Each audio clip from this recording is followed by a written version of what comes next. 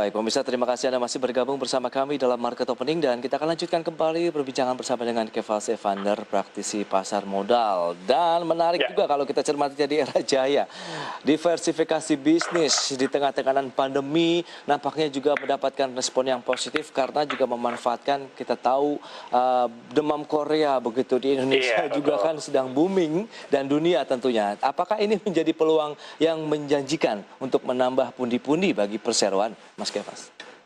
Tentu ini peluang yang sangat menarik ya, karena era jaya memang sudah sangat kuat di bidang elektronik. Kalau nanti dia memang bisa menguasai pasar kecantikan, yang kita tahu ya, pasar kecantikan itu sangat besar juga marketnya gitu ya. Apalagi tadi benar juga yang disampaikan sama Mas Pras, yang dimana ya Korea ini budaya yang sangat ngetop sekali di Indonesia, orang demam Korea dan sebagainya. Jadi sangat menarik sekali sih untuk saham era jaya ini.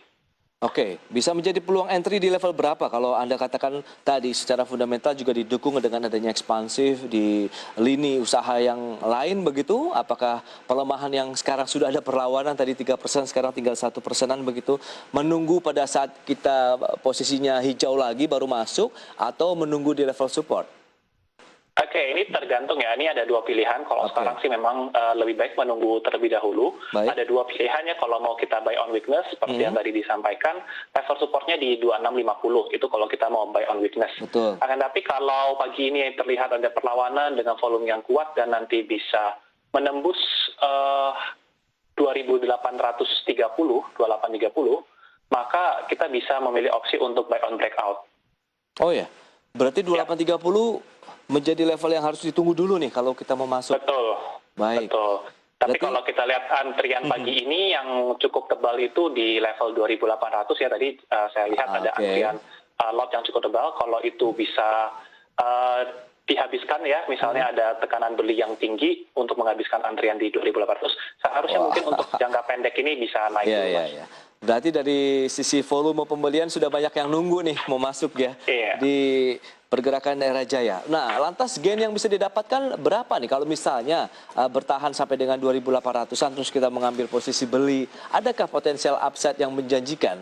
Lebih kepada lagi-lagi kita bicara short term trading saja atau untuk investasi jangka panjang? Mengingat ini bisnis baru yang dikembangkan oleh perseroan. Oke, untuk trading yang jangka pendek dulu ya, mungkin bisa menguji ke level 3200 ya Mas ya. Itu resisten di tahun 2018 yang memang sudah cukup lama. Jadi itu bisa menguji ke 3200 terlebih dahulu, tapi kalau memang fundamentalnya sangat kuat sekali, bukan tidak mungkin bisa sampai ke level 3400 kalau memang hasilnya sangat baik ya Mas ya.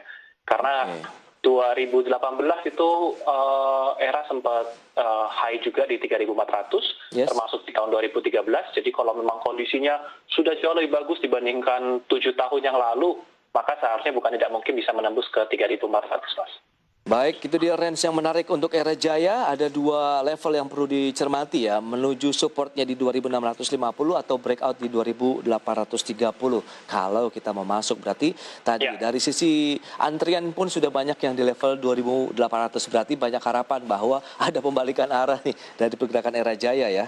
Oke, peluangnya sampai dengan 3200. Bagaimana dengan sektor lain? Di tengah pandemi, kemudian harapan dari pembalikan arah dari indeks harga saham gabungan, kemudian musim laporan keuangan juga nih yang sedang dinantikan oleh para investor. Akhirnya banyak yang memilih wait and see dulu, atau bagaimana sih strategi yang tepat terutama bagi investor retail? Karena kan sekarang dominasinya sudah banyak nih dari sisi kuantitas tentunya untuk investor retail di pasar modal, Mas Kevas. Oke, kalau strategi saya pribadi masih stick yang pertama ya, saya masih wait and see, saya tidak terlalu banyak mengambil posisi karena IHSG ini masih galau di antara 6.200 atau 6.400. Kalau memang nanti tertembus 6.200, maka kita tinggal mencari level-level support yang kuat di masing-masing saham gitu, karena ada kesempatan untuk mencicil di harga yang lebih murah lagi, seperti itu. Oke, wait and see, berarti kita simpan cash dulu begitu saat ini, kita kalau sudah punya portofolio kita realisasikan dulu keuntungan atau di hold saja? Kalau yang sudah keuntungan sih saya rasa sih wajar ya untuk take profit, mengingat Januari juga udah mau habis nih Mas, jadi Januari efek mungkin udah tinggal sedikit lagi ya. Khawatirnya sudah habis waktunya nih. Untuk yang jangka pendeknya sih mungkin cukup bijak kalau kita mau taking profit dulu, karena taking profit juga nggak ada salahnya. Yang Yang penting kita profit kan, Mas. Itu dia, take profit dulu nih. Jadi salah satu saran yang diberikan oleh Mas Kefas Evander dalam menyikapi pergerakan dari indeks harga saham gabungan yang fluktuasinya cukup tinggi. Range-nya sempit juga, bisa dikatakan antara 6.200 sampai dengan 6.400. Dan kalau kita bicara mengenai sektor-sektor big caps yang selalu menjadi pilihan investasi dari investor asing, karena kan mereka masih terus masuk. Nah, apakah ini juga bisa menjadi bagian dari portofolionya investor domestik, Mas Kefas? Tentu. Salah satu yang big caps yang kuat, fundamental bagus masih dari perbankan ya. Saya masih menjagokan saham Bank BRI. Masih BRI, oke. Ya, yang sekarang juga udah di level all time high-nya juga, jadi potensi naiknya juga masih tinggi gitu. Jadi batasnya itu udah tinggal langit aja, Mas. Kalau mau terbang ya harusnya terbang aja nih. Wow. Gitu, dan mengingat foreign juga, dana asing juga cukup masuk banyak di perbankan. Memang tentu kalau capitalnya besar pasti big caps menjadi pilihan, dan again big four menjadi pilihan utama. Tapi kalau saya jagoannya tetap BRI sih, Mas. Masih BRI dari sektor perbankan? Ya. Oke. Komoditas masih oke nggak? Kalau kita lihat dengan pergerakan harga emas yang sudah mulai ada tertahan, begitu kemudian minyak mentah pun juga sama. Bagaimana nih kalau komoditas? Kalau komoditas untuk jangka pendek mungkin bagian nggak terlalu banyak sentimennya sih untuk saat ini ya. Meskipun harganya memang lebih tinggi dibandingkan 2020, kedepannya juga mungkin masih ada potensi penguatan. Cuma karena lagi banyak masa konsolidasi di awal tahun ini, jadi harga sahamnya juga nggak kemana-mana, sentimennya juga nggak terlalu banyak. Tapi kalau untuk jangka panjang sih, menurut saya masih oke sih. Apa kalau misalnya sektor komoditas lebih kepada pertambangan kah atau perkebunannya? Menurut saya sih, saya masih suka dengan batu bara ya. Masih batu bara, oke. Masih batu bara seperti yang mungkin udah saya beberapa kali di sesi ini juga, saya masih menjagokan sektor batu bara karena memang batu bara itu demand-nya besar dan harganya juga udah jauh dibandingkan 2020.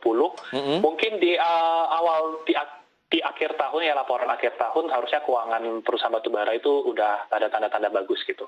Nah, ini tapi harga batu bara karena nggak naik-naik lagi, masih tertahan di level sekitar 8485, harganya sahamnya cenderung turun. Jadi dimanfaatkan saja untuk buy on support sih kalau saya, buy on weakness maksud saya. Buy on weakness untuk sektor batu bara. Apa yang bisa diintip nih oleh para investor dan traders kalau kita cermati sektor batu baranya, Mas Kefas? Oke, kalau batu bara ya saya masih menjagokan saham PTBA. Oke. PTBA sekarang juga ada di level supportnya di 2.700, ini mungkin boleh area yang dicermatin untuk kalau mau averaging ya, di area 2.700. Baik, 2.710 sekarang berarti current price masih boleh begitu? Menurut saya sih masih oke ya, kalau untuk yang semi-mid jangka panjang ya. Ya, kalau kita lihat dalam satu minggu memang sedang mengalami tekanan jual. Apakah tinggal menunggu waktu saja untuk rebound begitu ya dari pergerakan dari PTBA? Kita harapkan sih seperti itu sih. Kalau memang nanti harga batu baranya ada tulis lagi ya, pasti ini saham yang bisa naik juga. Oke, potensial upside yang tersedia untuk PTBA sampai seberapa kuat? Untuk jangka pendek sih minimal ke 3.000 ya, level psikologis itu bisa. Untuk optimisnya bisa sampai 3.200 dulu.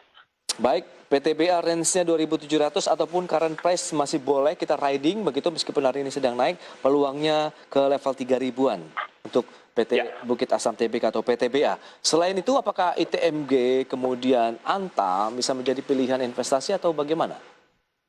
ITMG juga menarik sih, saat ini berada di level support juga, di 12.650, ini level support juga.